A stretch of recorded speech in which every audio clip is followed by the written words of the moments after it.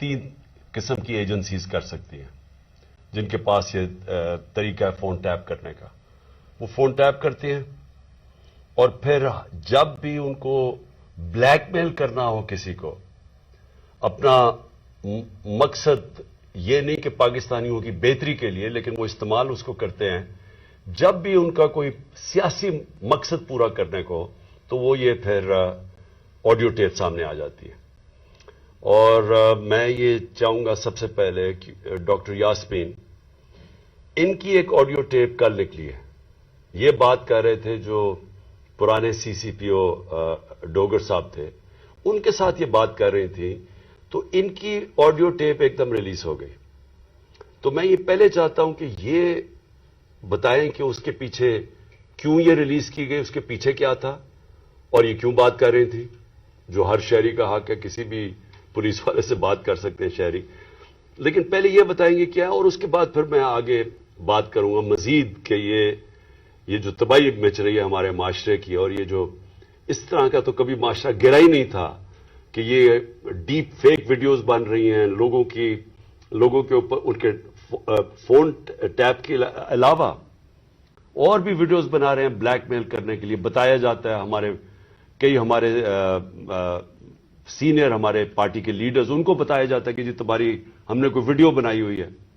تو میں اس لیے یہ آج لے کے آ رہا ہوں کیونکہ اس کے اوپر ایک بڑا کلیئر ایک پاکستان کا قانون ہے جس کو کہتے ہیں فیئر ٹرائل ایکٹ.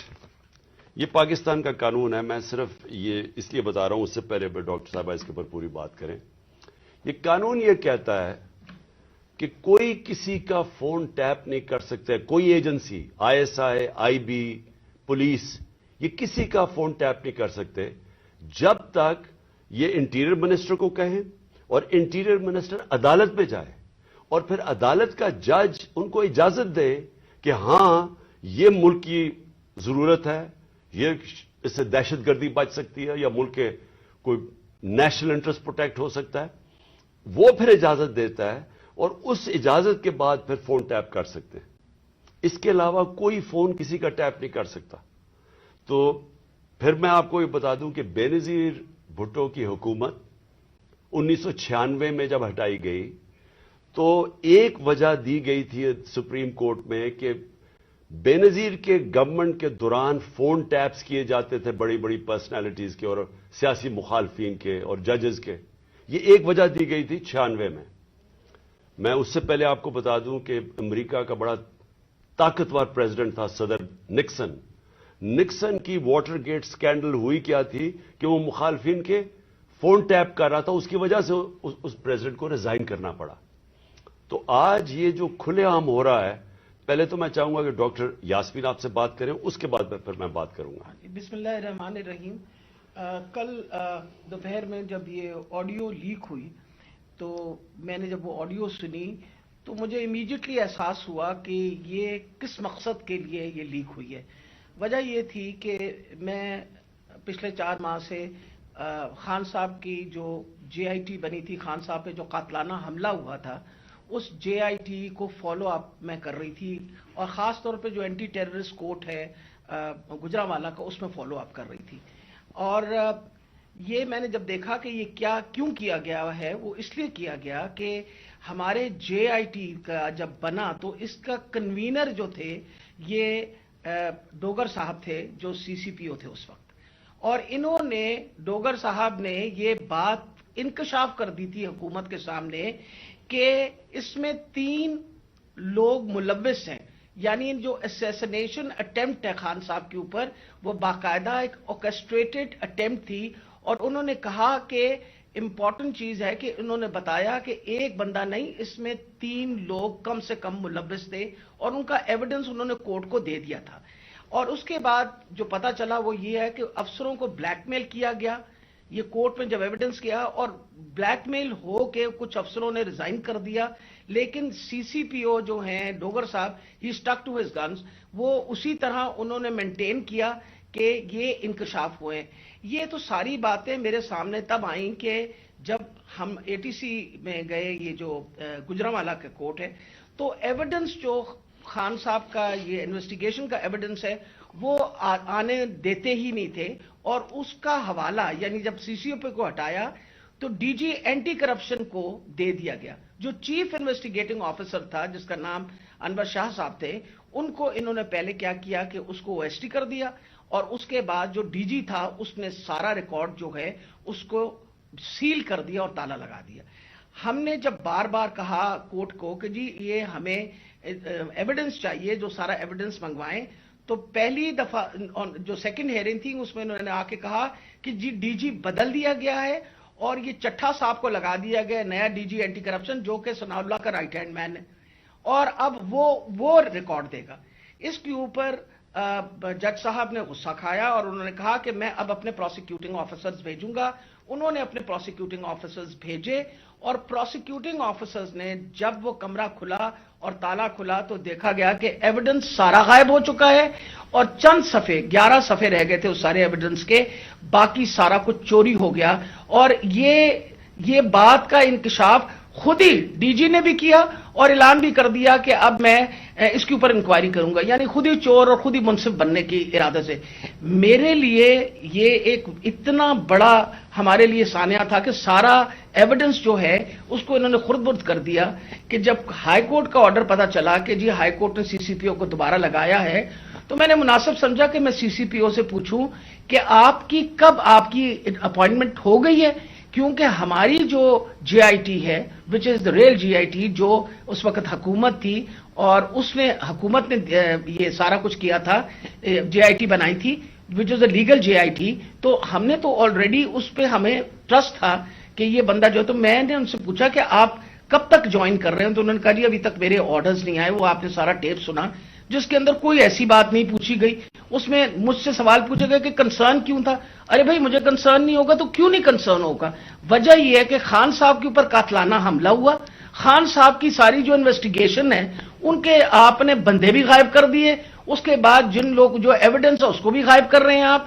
تو ہمیں تو بالکل کسی طریقے سے کسی اور پہ ٹرسٹ نہیں تھا، اور ہمیں امید تھی کہ اب سی سی پی او کے واپس آنے سے، یعنی ڈوگر کے واپس آنے سے ہم دوبارہ اپنا جے آئی ٹی جو ہے وہ شروع کر دیں گے.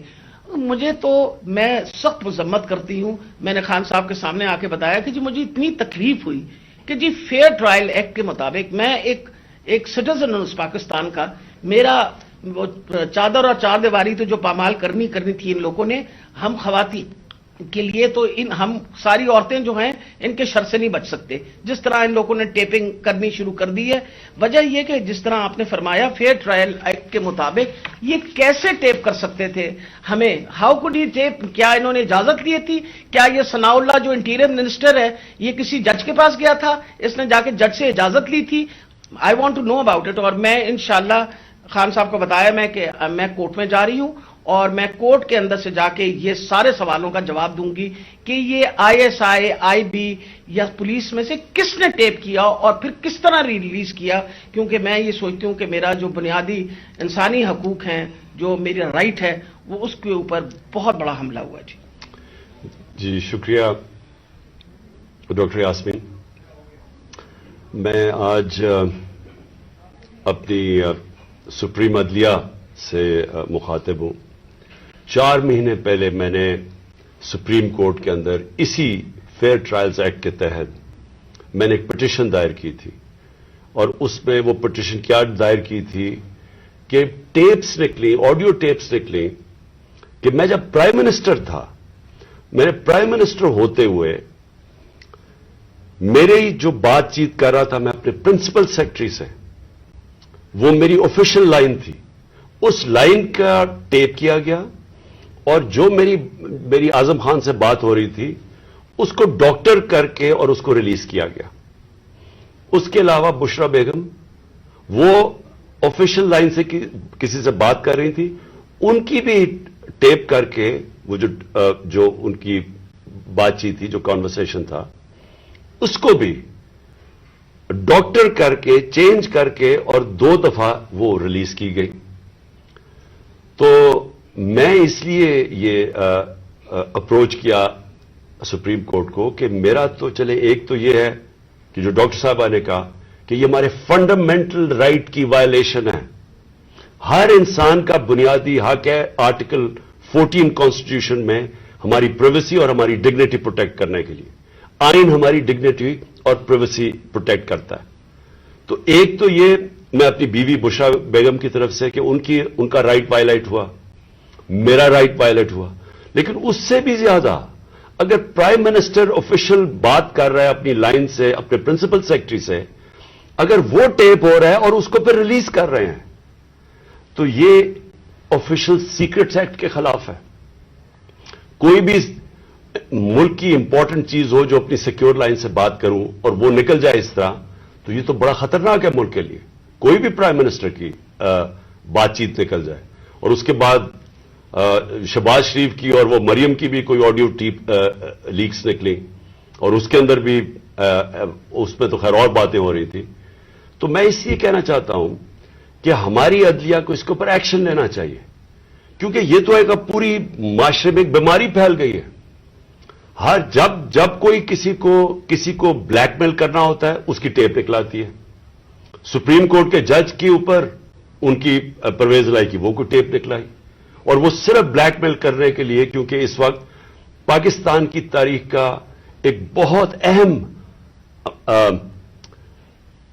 ایشو ہے 90 ڈیز کے اندر الیکشن کروانا. یہ ساری قوم اب دیکھ رہی ہے کہ کیا آئین کے اوپر ہماری عدلیہ 90 ڈیز میں 90 دن میں الیکشن کروا سکے گی یا نہیں کروا سکے گی. اور یہ اب عدلیہ کو بلیک میل کرنے کے لیے کوشش کی جا رہی ہے.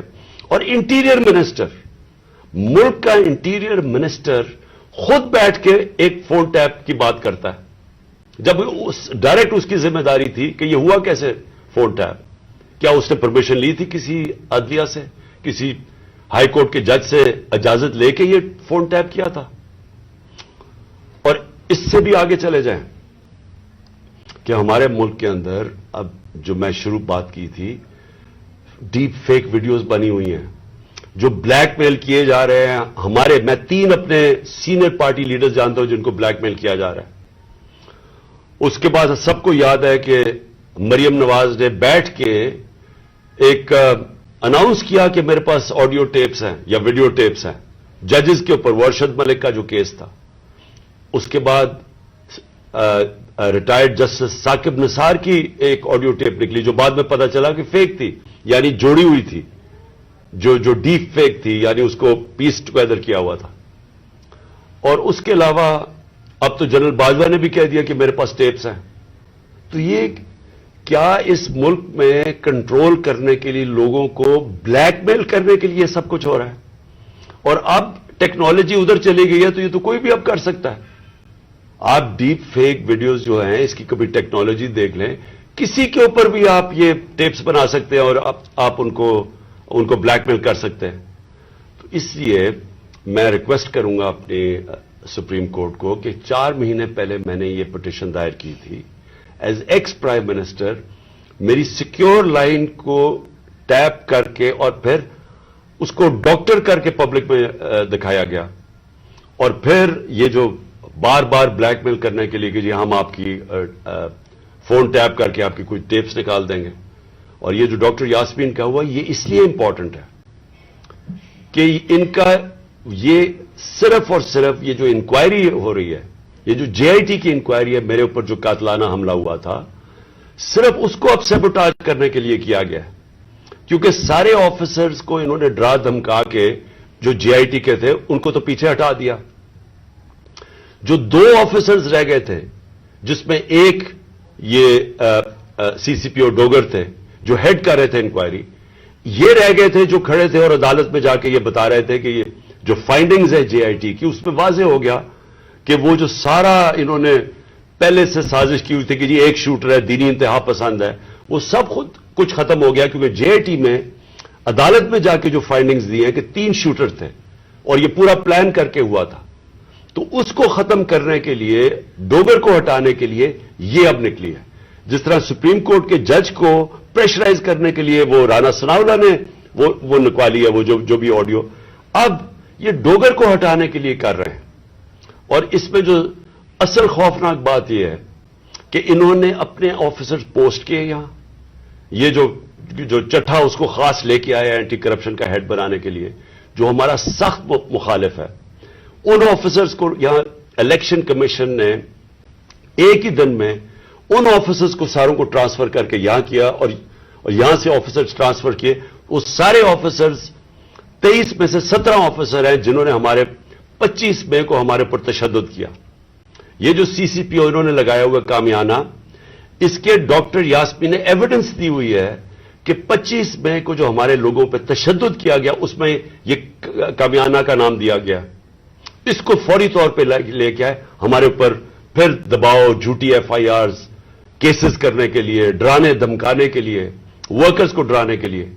तो ये तो कोई न्यूट्रल केयरटेकर गवर्नमेंट ही नहीं है। और ये तो गवर्नमेंट आई एक एजेंडा के ऊपर है कि बजाय हम अपनी गवर्नमेंट हटा रहे थे, हमने डिसॉल्व की। मकसद तो ये था कि पाकिस्तान में इलेक्शन हो ताकि ये जो माशी बुरान है इससे हम निकले। हमारा तो ये मकसद था। ये मकसद तो नहीं था कि उस गवर्नमेंट को हटा के ये सारे जो हमारे मुखालिफ वो लोग जिन्होंने हमारे ऊपर तशद्दुद किया उन सबको ऊपर ले आए। और जो जेआईटी मेरे ऊपर बनी थी, जो पंजाब गवर्नमेंट ने बनाई थी, उस जेआईटी को सैबोटाज करें और आके उसका रिकॉर्ड पहले सील करें और फिर रिकॉर्ड में से सारा रिकॉर्ड गायब कर दें, सिर्फ 11 सफ़े रह जाए उसके, और ऊपर वो आदमी को बैठा दें जिसने आते साथ ही उसकी मिशन ये थी कि जेआईटी को सैबोटाज किया जाए ताकि किसी को ना पता चले कौन इसके पीछे था जिन्होंने मुझे कत्ल करने की कोशिश की। और ये सारी ऑडियो लीक इसलिए हुई है, जिस तरह के सुप्रीम कोर्ट को भी ब्लैकमेल करने के लिए ऑडियो पहले हुई है। तो मैं आखिर में फिर से रिक्वेस्ट करता हूं कि हम अपने सुप्रीम कोर्ट को दरखास्त करते हैं कि 4 महीने पहले मैंने पिटीशन की थी, फिर मैंने पिछले हफ्ते उसको फिर से कहा कि उसको सुना जाए। मैं इसलिए कह रहा हूं कि मैं हमारे माशरे को बचाएं इन ब्लैकमेलर से, इन लोगों को सामने लेके आए। कौन जिम्मेदार है कि इस माशरे के अंदर बजाय ये कि ये इस मुल्क के साफ और शफाफ इलेक्शन करवा के इस मुल्क को आगे लेके जाए, जमहूरियत की तरफ लेके जाए, ये माशी बुरान से निकालें। जो लोग तबाह हो रहे हैं इस वक्त महंगाई से, जो लोगों का आज जितना बुरा हालात हैं पाकिस्तानी कौम के कभी थे नहीं, जो इन्होंने जिस तरह 11 महीने के अंदर एक लोगों का माशी कत्ल किया।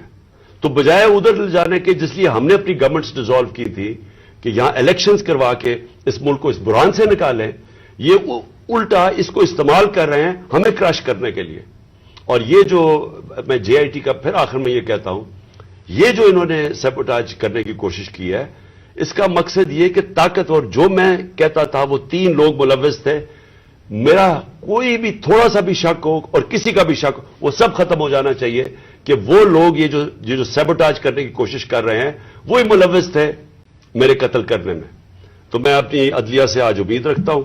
मैंने फिर से पिछले हफ्ते फिर से कहा कि मेरी पिटीशन सुनी जाए। डॉक्टर यास्मीन वो कल इसका केस करेंगी, अदालत में भी जाएंगी, जो इनसे किया गया, जो फेयर ट्रायल्स एक्ट के अंदर उसकी जो वायलेशन हुई है। शुक्रिया।